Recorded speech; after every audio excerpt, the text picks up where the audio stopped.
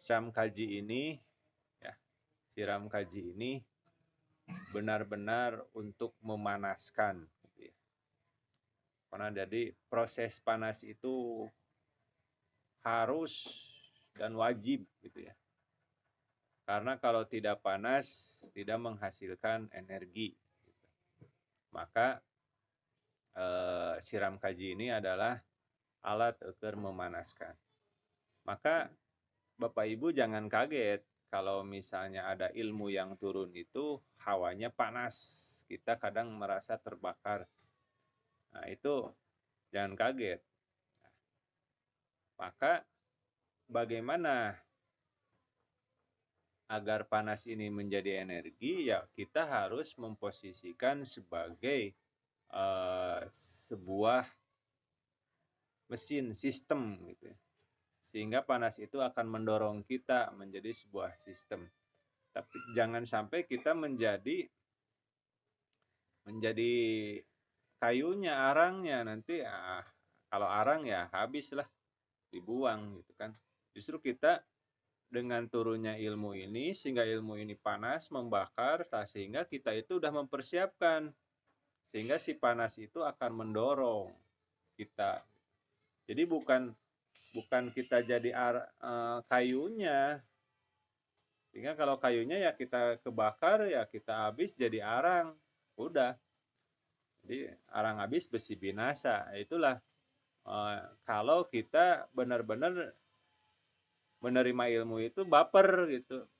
Duh, urang wae nu disalahkeun, urang wae nu di cecar. Itu berarti Anda memposisikan kayu sehingga Anda akan menjadi arang, habis nanti.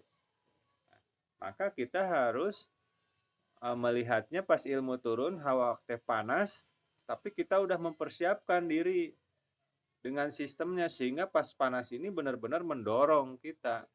Itu bukan menjadi abu. Nah, itulah yang harus Bapak Ibu pahami. Itulah, itu udah kepastian, mau di apapun itu sifat panas pasti harus ada. Mau di peluru, mau di mesin, mau di tubuh, sistem metabolisme, itu harus ada panas.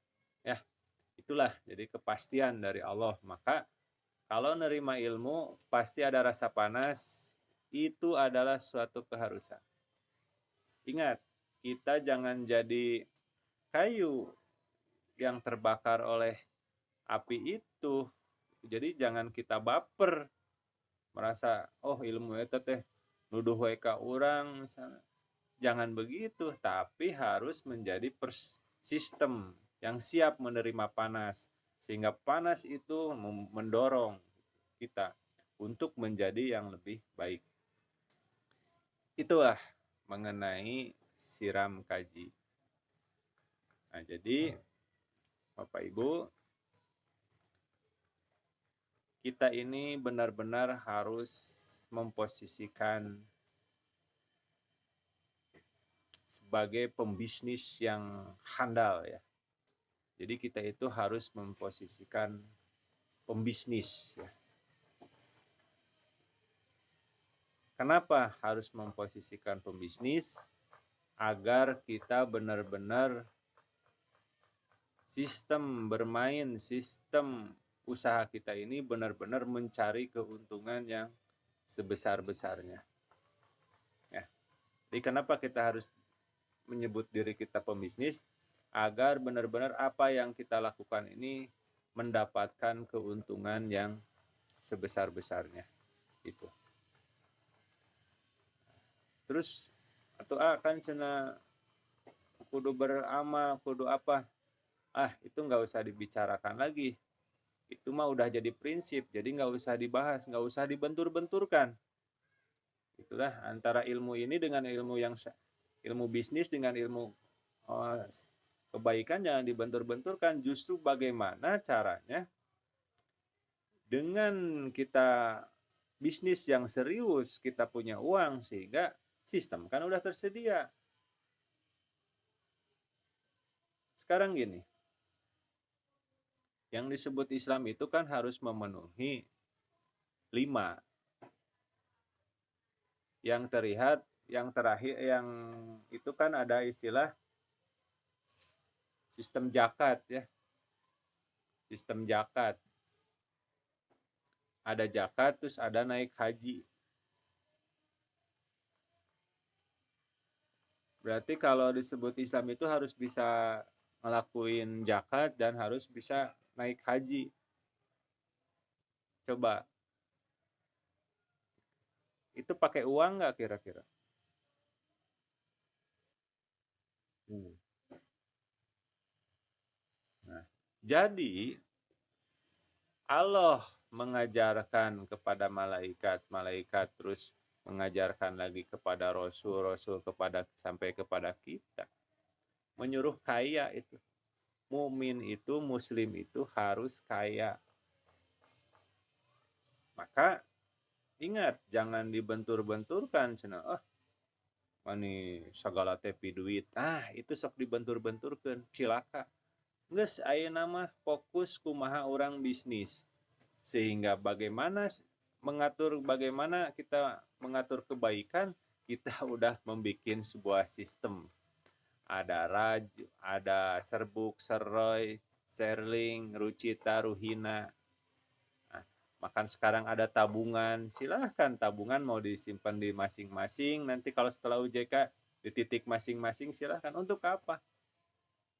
Naik haji, silahkan. Anda mimpi Anda terus bangun untuk naik haji karena nggak bisa disebut Islam kalau nggak bisa naik haji. Bagi yang mampu. Itu mah. Jadi terimanya bagi yang mampu, maka kita harus mampu. Jangan bagi yang mampu, kita nyantai-nyantai aja.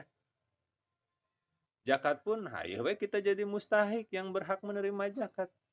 Ngapain gitu, sedangkan Allah mengisyaratkan bahwa rukun Islam itu ada 5. Syahadat, salat, saum, zakat, haji. Berarti kita harus kaya. Ya, begitu. Jadi silahkan bisnis sebesar-besarnya, jadi bangun aset ya. Bagasi itu benar-benar tegak.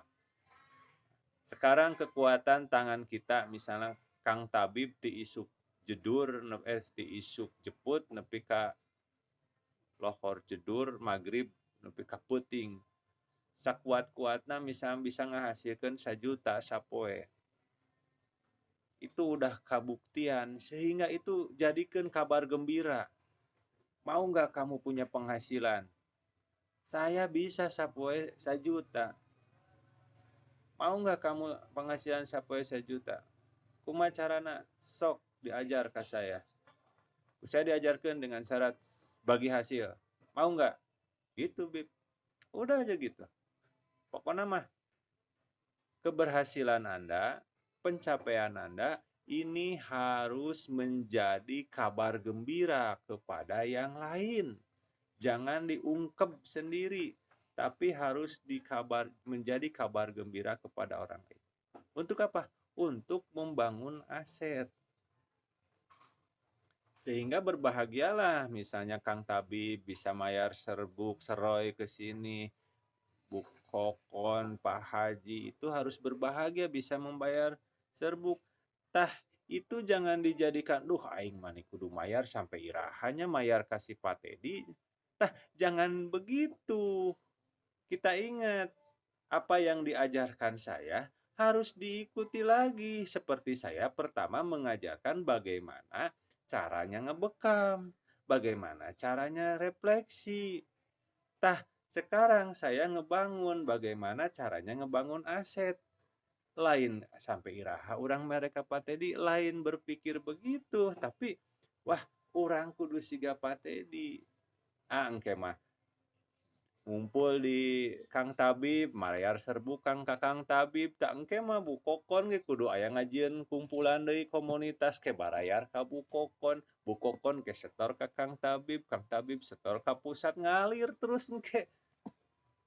Keunda engke ge sistem mah bakal moal peureum, da engke ge meureun gawena geus alus gitu, engke teh meureun Kang Tabib ge meureun tah Bu Kokon keur Bu Kokon meureun. Bu Kokon wah, mau ada saya oge awal nama Ka saya semua ai geus Kang Tabib geus mandiri kuat geus paham eueuh eta keur Kang Tabib tah gampang eta mah da urusan di dunya eta mah bisa nanti dibicarakan, gitu kan.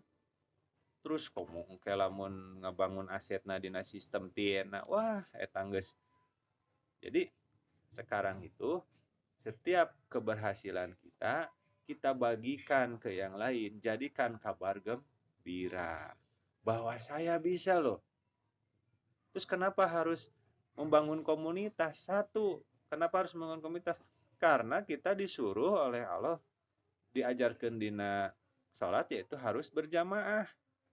Itu ya, satu harus berjamaah. Kedua, kita harus membangun ahli waris. Kita ilmu ini harus terus menerus.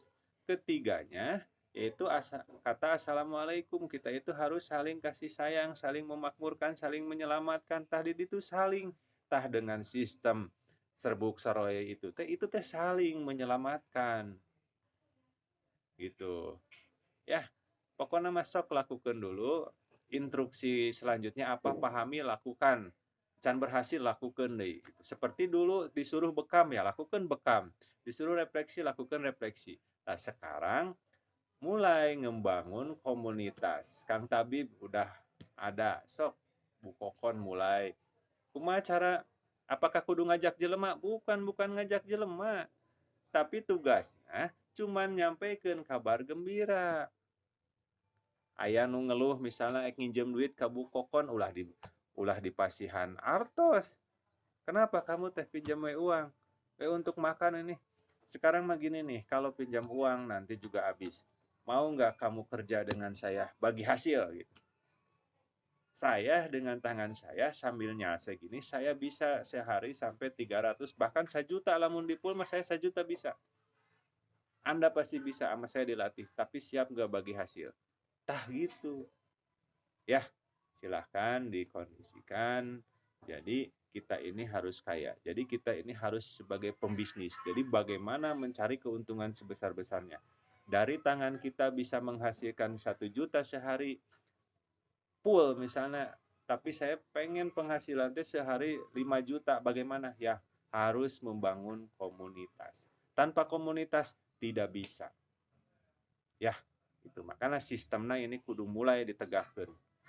Tong mikir sampai iraha mereka patedi aing teu eureun-eureun mereka patedi ngeunah we patedi ulah gitu, tapi kumaha carana urang bisa nurutan hanya dengan sistem. Teu bisa sorangan-sorangan. Misalnya saya mah erek nurutan patedi tapi erek kaluar heula ti patedi moal bisa.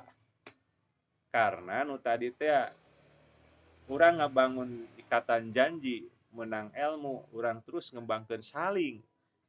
Kudu saling lamun ayeuna lepas ya bukti dikirai berarti Anda udah menghilangkan janji Anda yaitu saling.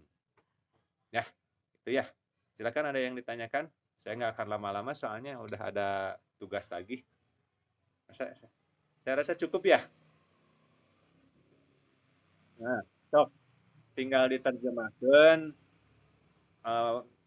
Oke, ya dibikin video ku abdi dibikin YouTube, tinggal sok kayak didengarkan ulang-ulang maksudnya gimana, silahkan diterjemahkan. Jadi saya tidak menyuruh Anda mencari orang, saya tidak menyuruh Anda mengajak atau naon teh orang, tapi saya hanya menyampaikan ke saudara bahwa sampaikanlah kabar gembira ini kepada orang lain bahwa Anda bisa mandiri, bisa menghasilkan. Kalau ada yang susah, sok belajar ke saya. Siap bagi hasil, itu saya diajarkan. Tah gitunya, alhamdulillah ya. Saya rasa cukupnya. Nah, semua silakan lanjut, sing sehat, sing semangat, terus tebarkan semangat ini, ya. Jangan pernah menyerah. Assalamualaikum warahmatullahi wabarakatuh.